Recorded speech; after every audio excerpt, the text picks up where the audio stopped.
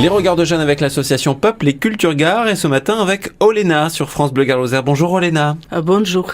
Olena, vous allez l'entendre, elle a un petit accent très léger comme ça, mais qui nous vient de l'Est, puisque vous êtes ukrainienne Olena. Oui, je suis ukrainienne. Vous avez choisi de brosser le portrait de quelqu'un qui fait de la mosaïque. Et moi, j'aimerais savoir pourquoi. Je voudrais vous présenter un métier qui m'a donné beaucoup d'inspiration. Ouais. Pourquoi? Parce que je travaillais pendant 16 ans comme chirurgien-dentiste dans mon pays. Chirurgien-dentiste. Oui. D'accord. C'est dangereux. Ça peut C'est un l'être. travail manuel et créatif. Actuellement, ça me manque. J'aime beaucoup l'art plastique, c'est une partie de mon ex-métier. Il y a déjà 3 ans, quand j'ai découvert les ateliers mosaïque et peinture au Secours catholique. Et j'ai commencé à travailler dans cette direction. Je fais des recherches sur Internet au sujet de la création en mosaïque. J'ai trouvé des informations intéressantes sur une mosaïste, Stéphanie.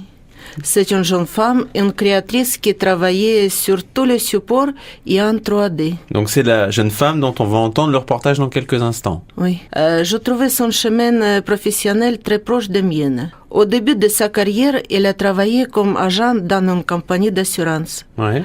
Après 15 ans, elle a décidé de quitter sa poste pour ouvrir le petit atelier où elle peut pratiquer sa passion, la mosaïque. Elle a son propre style, sa propre signature. On peut dire que cette femme réunit plusieurs métiers. Le designer, la mosaïque, la soudure, la maçonnerie, pour réussir dans son domaine. Alors qui est-elle? Qui est Stéphanie? Quelle est sa vision de la mosaïque?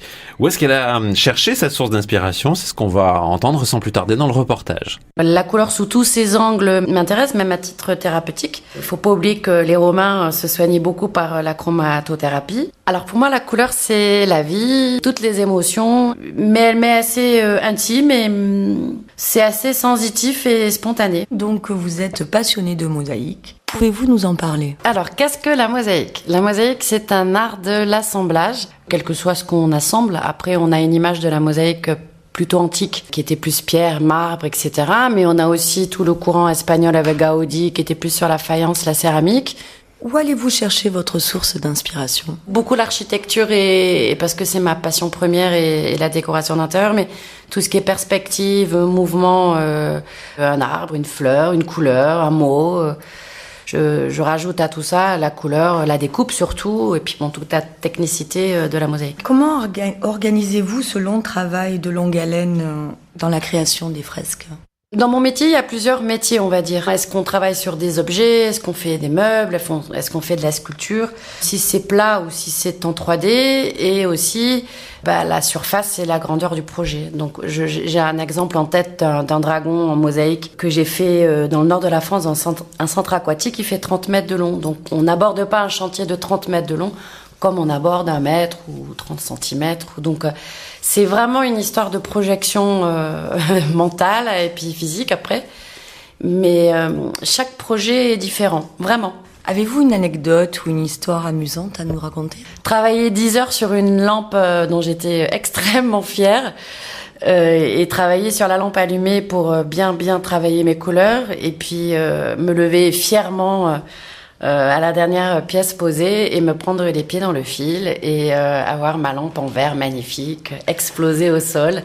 Ça, c'est quand on est tête en l'air et voilà, et qu'on réfléchit pas. On réfléchit en tout cas trop vite. Elle s'appelle Stéphanie Châtelet, elle est artiste mosaïste à Nîmes.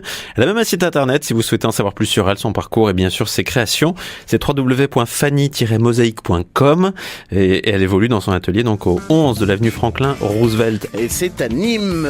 Rendez-vous demain, même endroit, même heure pour un nouveau Regard de Jeunes sur France Bleu Gare-Lozère. Et juste après les infos de 11h, on joue ensemble au grand défi.